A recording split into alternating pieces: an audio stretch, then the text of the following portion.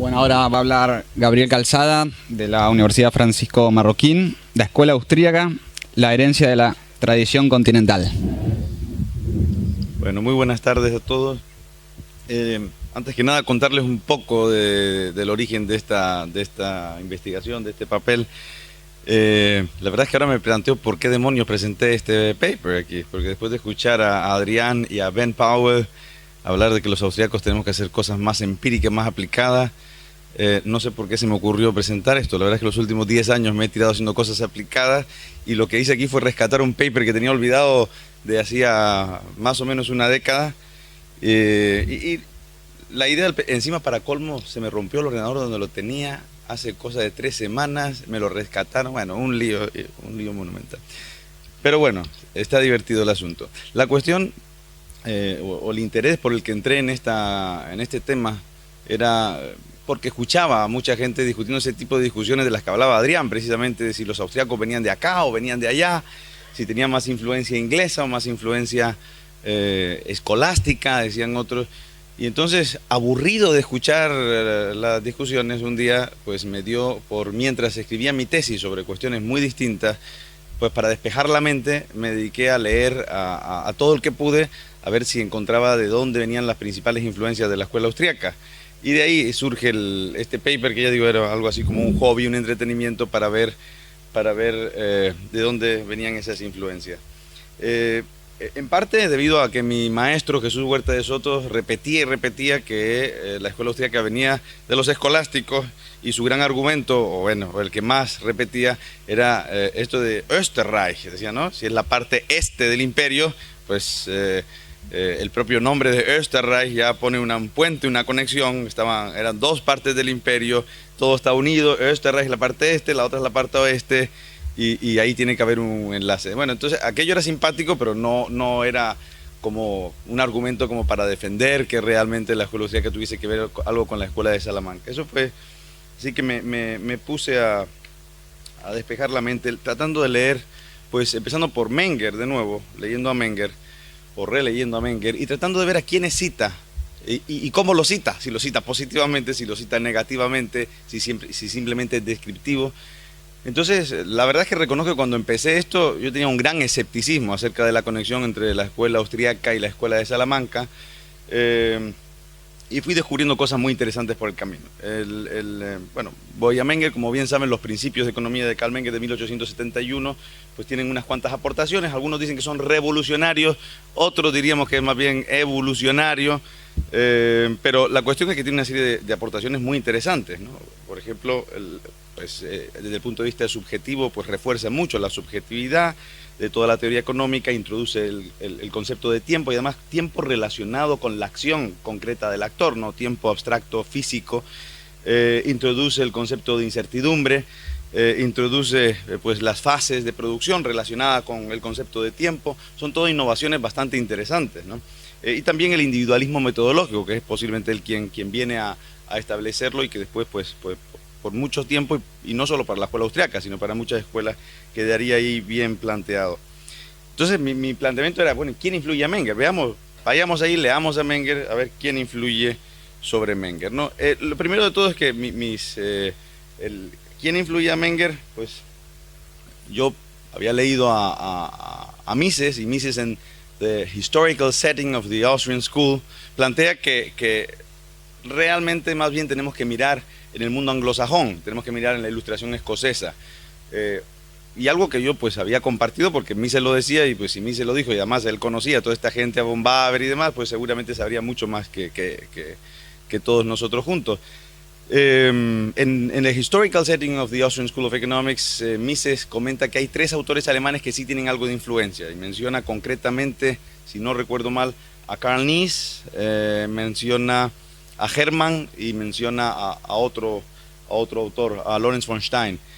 Y dice que bueno, que ellos sí hicieron algo de cierta importancia, pero que la verdadera influencia viene de Escocia, ¿no? Y como les decía, pues Jesús Huerta de Soto y algún otro autor, Marjorie Gris Hutchinson, también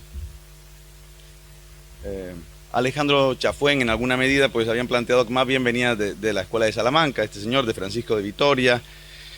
Entonces, bueno, pues la cuestión era verificar, a ver si lo que decían Mises pues era tal cual. Bueno, sí. Schumpeter, por su lado, también en su monumental History of Economic Analysis, plantea que él ha leído a todos estos alemanes, bueno, a unos alemanes de los que les voy a hablar ahora, que ha leído a todos los que están en torno a Mises, austriacos, alemanes y demás, y que no hay nada que encontrar en ellos, no hay nada relevante que no dijera Adam Smith y demás, y que por lo tanto también digamos, las influencias de la escuela austriaca están más bien en el mundo anglosajón, en la ilustración escocesa. Bueno, pues como decía, entonces lo que hago es meterme en los principios de Menger. Y bueno, Streisler en su fantástico artículo de 1990, The Influence of German Economics on the Work of Menger and Marshall, ya plantea que en los principios de Menger se anuncia su intensa ligadura a la economía alemana casi ad nauseam, dice él, ¿no? Y efectivamente así es, cuando uno se mete en los principios, lo primero que ve es que está dedicado a un tal Wilhelm Roscher. Y dice, bueno, ¿y esto cómo fue, no? Que está dedicado a un alemán. Vamos, pero seguimos adelante y vemos que en el prefacio del libro, Menger dice textualmente, y cito, la reforma aquí intentada de los principios supremos de nuestra ciencia se fundamenta en un trabajo previo, llevado a cabo casi sin excepción gracias a la laboriosidad de investigadores alemanes. Que este libro pueda, pues, ser considerado como un amistoso saludo de un colega austriaco animado por los mismos afanes, como un débil eco de los impulsos científicos que los austriacos hemos recibido con generosa abundancia de Alemania a través de los eximios sabios que nos ha enviado y de sus excelentes escritos. Y ahí cierro la cita de Menger, ¿no? Así que Menger en el prefacio también dice, yo esto lo que estoy intentando es reformar lo que estos alemanes están diciendo, ¿no? Si nos vamos a otra forma, claro, si atendemos a esto, decimos, pues está claro, Mises lo dice en la dedicatoria y luego lo dice en el prefacio. Si nos vamos a ver a quién cita durante todo el libro, ocurre algo también muy interesante. Este es el tal Roscher con la pajarita, no sé cómo le llaman acá, la corbata que ahora está muy de moda, ¿no? Si nos vamos a ver a quiénes cita, este es un poco el listado de a quiénes cita Menger en los principios. Y vemos que aparecen un montón de nombres raros, ¿no? Nombres que no estamos acostumbrados a ver. Y entonces, pues tenemos Roscher, Hermann, Smith, Say, algunos sí los conocemos, Schäffle, Nies, Aristóteles, Condillac. Bueno, unos son conocidos, otros no son tan conocidos, pero vienen muchos nombres pues como germánicos, ¿no? Algún francés por ahí también. Ahí viene el número de veces que están citados. Entonces diríamos, bueno, ahí hay un par de alemanes que son citados un montón de veces, 17 y 12 veces, Smith 11 veces, 6, 11 veces, Schäffle 10 veces, Nies 9 veces, Aristóteles 9 veces, Condillac 8, Turgot 7, Ricardo 6. Entonces si nos quedásemos en el número de citas, pues ahí tendríamos una idea, ¿no? De cuáles pueden ser sus influencias. Lo que ocurre es que las citas pueden ser positivas o pueden ser negativas, puede haberle influido positivamente o puede estar machacándolo y descuartizándolo. Entonces lo siguiente que hice fue ver y enumerar cada una de las veces que cita cada uno y ver pues que si la cita era positiva, si era un comentario positivo, si era un comentario negativo, si era una crítica o si era una descripción simplemente de la teoría. Entonces, si nos vamos uno a uno, no sé por qué puse a Huffelan ahí, pero si vamos, el primero veíamos que era Roscher, ¿no? Que es este señor. A Roscher veíamos que lo cita 17 veces. Bien, pues de esas 17 veces, 16 son positivas, de hecho 5 son tremendamente positivas y solo una es negativa, una de las veces. Así que podemos decir que este es el autor que más cita, a quien le dedica el libro además, y que pues lo cita casi siempre de forma muy positiva. Después tenemos a Hermann. Vamos para atrás. A Hermann decíamos, ¿no? Y a Hermann lo cita 12 veces y sin embargo más de la mitad de las veces lo cita de forma crítica y unas 4 veces lo cita de forma positiva. Luego teníamos a Smith y Say empatados en tercera posición. Smith todavía tiene un lugar en el podio, pero es un lugar, pues una tercera plaza compartida con Say. Y lo cita a cada uno 11 veces. Lo curioso es que en el caso de Smith y Say, que lo cita 11 veces a cada uno, en el caso de Smith 10 veces es o bien crítico o bien neutro, pero la mayor parte de las veces crítico, y solo una vez positiva. Y la vez positiva es en relación a las tesis de John Locke que recoge el propio Smith, es decir, que no es directamente un comentario positivo a Smith, sino es un comentario positivo a una tesis que Smith recoge de John Law, ¿no? Criticando la teoría contractualista del dinero, concretamente. Y en el caso de Say, tiene un comentario o una cita crítica y 10 citas positivas, es justo al inverso, ¿no? El cómo cita a Say y cómo cita a Smith. Así que parece que es razonable pensar que la influencia de Say sobre la obra de Menger fue bastante más importante que la influencia al menos me estoy refiriendo a esta obra de Menger, obviamente, no a toda la obra de Menger, sino a esta obra que son estos principios económicos, ¿no? Luego, pero para resumir, porque tampoco le voy a cansar aquí con todas las citas, Scheffler es muy interesante porque Scheffler es un autor muy poco conocido, lo cita 10 veces y todas son tremendamente positivas. Él se basa muchísimo en Scheffler, hasta el punto de que algunas personas han pensado, algunos estudiosos han creído que la verdadera fuente de los principios de economía de Carl Menger estaban en Scheffler. Lo que ocurre, el único detalle que habría que tener en cuenta ahí para ser cautos, es que Scheffler era catedrático en Viena y estaba destinado a ser miembro del tribunal en el que Menger iba a defender este libro, que era su tesis doctoral. Así que habría que plantearse que quizá viniese de Scheffler, quizá fuera una muy buena estrategia de Carl Menger. Ahí queda, ¿no? En cualquier caso, para ser estudiado. Carl Nies, que lo cita 9 veces, la inmensa mayor parte de las veces que lo cita son positivas. En el caso de Carl Nies hay algo muy interesante, y es que cuando Menger envía a sus 2 mejores estudiantes a estudiar fuera, no los manda obviamente a Estados Unidos, no los manda a Inglaterra, no los manda a España, los manda a Alemania a estudiar con Carl Nies. Es decir, Menger escoge a Carl Nies como el profesor de sus discípulos, de sus 2 discípulos, y todas las citas que hace de Carl Nies son positivas. Bueno, un poquito más abajo teníamos a Condillac, Etienne Bonnot Abbé de Condillac. Saben que la persona que escribe ese fabuloso tratado de economía en 1776, el mismo año que Adam Smith, sobre el gobierno, sobre los comerciantes y el gobierno vistos el uno frente al otro, un tratado muy sistemático, muy bueno, muy recomendable, y sobre todo lo utiliza cuando llega a la teoría del valor. Cuando Menger llega al punto central de su libro, la teoría del valor, se basa muchísimo en Condillac, ¿no? Lo cita, como vamos a ver en un momento. Tenemos a Rao, tenemos a Turgot. Son todas positivas o descriptivas, no hay cita negativa de Turgot en las 7 citas que le hace, ¿no? Hay algún alemán que es negativa, por ejemplo Lutz, que le cita 6 veces, todas es para destrozarle. O sea que no es que a los alemanes le cite bien y a los anglosajones le cite críticamente, sino que pues tiene digamos, parece tener los teóricos de los que recoge y de los que no recoge ideas. Lorenz von Stein, que es el único austriaco de toda esta lista, pues le cita de forma bastante positiva también. De los anglosajones, a McCulloch, que es el que mejor cita, que lo cita 4 veces, pero son en general citas bastante positivas. Así que todo este análisis de los comentarios y citas que hace Carl Menger, pues lleva a pensar que es razonable. Bueno, hay alguna más que quizás sea interesante.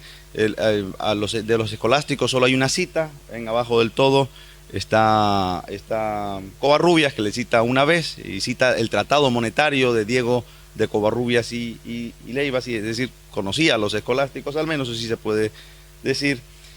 También es interesante Huffeland, que lo tiene con 4, que vamos a hablar bastante de él en los próximos minutos, si es que da tiempo, si no en los comentarios que tengamos. Así que es razonable pensar, pienso yo, dado esto, que las influencias en Menger vienen de 2 lados. Vienen por un lado de estos autores alemanes raros que pocos conocemos, y de una serie de autores franceses, ¿no? Creo que esto es relativamente razonable.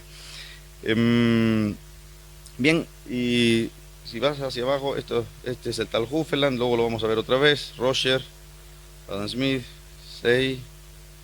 Bien, bueno, ¿quiénes son estos autores raros alemanes? Estos autores extraños son miembros de una escuela muy poco conocida, quizá en Alemania un poquito más, aunque tampoco se enseña en las universidades alemanas, que se llama la Gebrauchswertschule. La Gebrauchswertschule viene a ser algo así como la escuela del valor de uso. Y si atendemos a Roger, que es uno de los autores fundamentales de esta escuela y a quien Menger dedica los principios de economía, vemos que ellos consideraban a Menger como uno de sus mejores discípulos, quizás su gran discípulo, el gran discípulo de esta escuela. Dice Roger en una reseña de los principios de economía de Menger. Dice, Roger destaca, y cito, al austriaco Karl Menger y su análisis conceptual altamente abstracto, siempre original y a menudo bastante fructífero, fundamentado habitualmente en un conocimiento exhaustivo de la historia del pensamiento. Menger examina primero la formación de los precios en el caso de un intercambio aislado, luego en el caso del intercambio monopolístico y tan solo finalmente en el caso de la influencia de la competencia por ambos lados. Bueno, sigue hablando, sigue comentando y dice una y otra vez que lo considera pues un desarrollo muy interesante de esta escuela, de la escuela que fue Hochschule. Así que tenemos que Menger considera que su trabajo es un desarrollo de estos autores alemanes a los que se refería, y los autores alemanes consideran a Menger un gran discípulo de la escuela, ¿no? Visser, cuando muere Menger, en el obituario que escribe sobre Menger, dice Visser, cito, con frecuencia se pasa por alto que los principios de Menger fueron preparados de manera importante por la teoría alemana precedente, y añade que el propio Menger madura y crece en el suelo de la anterior economía alemana. Bueno, en las citas que voy a hacer me he centrado sobre todo, hay una gran cantidad de citas interesantes en estos autores, pero me he centrado sobre todo en las citas pues dedicadas al tema del subjetivismo, ¿no? A la cuestión del subjetivismo, que como saben, pues Hayek decía que y cito a Hayek, it is probably no exaggeration, es muy famosa esta cita, to say that every important advance in economic theory during the last 100 years was a further step in the consistent application of subjectivism. Como había que centrarse en algo, me centré en la cuestión del subjetivismo, aunque también toco un poquito citas en el tema de precios, costes y demás. Hufeland es el fundador de esta escuela. En 1807 escribe su principal tratado de economía, aunque en 1803 ya había escrito una serie de escritos económicos jurídicos. Era un jurista, pero entró en los temas de economía. Y Hufeland afirma en 1807, dice textualmente, all goods are only goods by virtue of the mind picture which one man or several men make themselves of them. There is an absolute sovereignty of opinion in the realm of goods and of wealth, and that therefore things that become goods, though they are mainly made by labor, do not become goods because of that labor. Esto lo escribe Hufeland 10 años antes de que Ricardo escribiera sus principios económicos, ¿no? Así que creo que si ponemos en contexto ese subjetivismo y la fecha en la que lo está escribiendo, pues creo que tiene una enorme valía. Por otro lado, Hufeland también inaugura una costumbre que va a durar, que va a llegar desde él hasta el propio Menger, en lo que todos los tratados de economía de todos estos autores empiezan o se encabezan por un capítulo dedicado al concepto de bien económico, y después entran en el valor. Y una y otra vez, desde Hufeland en adelante, todos tienen un capítulo sobre qué es el bien económico y luego qué es el valor en economía, ¿no?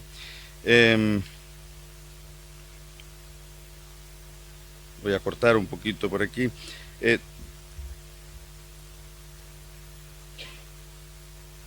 Dice Menger, hablando de los autores alemanes y demás, dice en algún momento, esto se me había escapado, lo dice en los principios, dice, el que las dificultades que tienen los economistas no alemanes en sus intentos de definir el concepto de bien económico queda ilustrado de la manera más clara a través de los escritos de Malthus. Es decir, está diciendo que los autores no alemanes tienen una dificultad bastante grande a la hora de definir qué es un bien económico, ¿no? Para ellos era tremendamente importante esta definición de bien económico. Luego, Hufeland, para poner unos pocos ejemplos más de la incertidumbre, de la subjetividad, habla también de las expectativas y la incertidumbre en este contexto. Dice Hufeland, de entrada, resulta que el verdadero carácter de la definición de bien y valor no se refiere a algo ya ocurrido. Y dice más adelante, el valor y la condición de bien se determina más bien por lo que puede resultar o producir, al menos siempre a través de algo para lo que su actual existencia tiene que ser vorausgesetzt. Y vorausgesetzt quiere decir algo que tiene que ser visionado por una mente, ¿no? Lanzado hacia adelante. Y dice, añade, tiene que surtir efectos sobre un fin. De aquí surge su formación. Bueno, así una y otra vez, me salto casi todas las citas que tenía, que tengo en el paper, y pongo una última de Huffeland, o les comento una última de Huffeland, en la que Huffeland dice, critica la teoría de Sismondi y de Smith, dice que no tiene ningún sentido, y dice en concreto, los habitantes de Royland no son pobres porque no trabajen, como quisiera Sismondi siguiendo los principios de Smith, sino porque no conocen fines para las cosas con las que la naturaleza les ha obsequiado generosamente. Así que ven que una y otra vez está esta idea de subjetivismo, está esta idea que luego Menger va a recoger claramente, ¿no? Si nos fuésemos a la cita, y esto sí, en 10 segundos, nos encontramos algo muy parecido a Menger. Nos encontramos que cita una serie de autores alemanes rarísimos, muy difíciles de encontrar, pero que después cita mucho a Adam Smith, a Sismondi, a Say y a un tal George Bush. George Bush no es el que ustedes están pensando, es otro George Bush que era un teórico monetario alemán, y le cita 23 veces en cuestiones de teoría monetaria. A Smith y a Say le cita a cada uno unas 40 y pico veces, pero ocurre muy parecido a Menger, que a Smith, aunque le aprecia mucho en algunos puntos, en los puntos de subjetivismo le da bastante duro. Y termino comentándoles que bueno, en el caso de Roscher, que es el otro autor que me dice, este es Huffeland, el fundador de la escuela, podemos seguir citas muy parecidas una detrás de otra por todos los autores de la escuela. En el caso de Roscher, que es quizá, pues como vimos, el autor que influye mucho sobre Smith, sobre Menger, tiene muchas citas similares. Roscher tiene una producción espectacular, muchísimos libros, tratados de teoría pura, tratados de historia. Pero le saco una cita. Dice, la noción inglesa de que el equilibrio de los precios dependería del hecho de que todos los bienes deberían tener el mismo valor que costasen en términos de trabajo es puramente inglesa. Es decir, que es puramente de la escuela inglesa, ¿no? Cuando trata el valor, lo que hace Roscher es basarse en Condillac. Utiliza Condillac al pie de la letra, es decir, y de hecho reproduce casi palabra por palabra los argumentos de Condillac. Karl Marx, luego, por ahí le tengo también, no se nos olvide, Karl Marx luego va a criticar muchísimo a Roscher, es uno de los autores que más critica. Yo creo que dos de los autores que más critica a Karl Marx en Das Kapital es a Bastiat por un lado y a Roscher por otro, ¿no?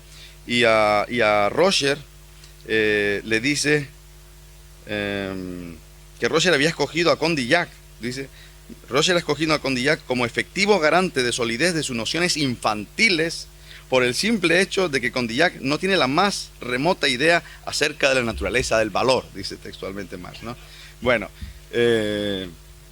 y enlace con la escuela de Salamanca. Roscher cita 3 veces a Juan de Mariana y a muchos autores de la escuela de Salamanca. Dice de hecho de Juan de Mariana que es el primer teórico monetario moderno, no sé yo cuán moderno, puede ser una obra de 1599 o de 1605, pero también conocía bien la escuela de Salamanca y ahí también hay un enlace interesante. Bueno, el resumen es que las influencias, no niego que pueda haber influencias de la escuela de la ilustración escocesa sobre Menger y la escuela austríaca, que las hay, estoy totalmente convencido de eso, pero que muy lejos de lo que plantean Mises y Schumpeter, hay unas influencias clarísimas de una escuela, de una corriente continental que siguen en paralelo a la escocesa, pero que no son estrictamente hablando de la escocesa. Gracias.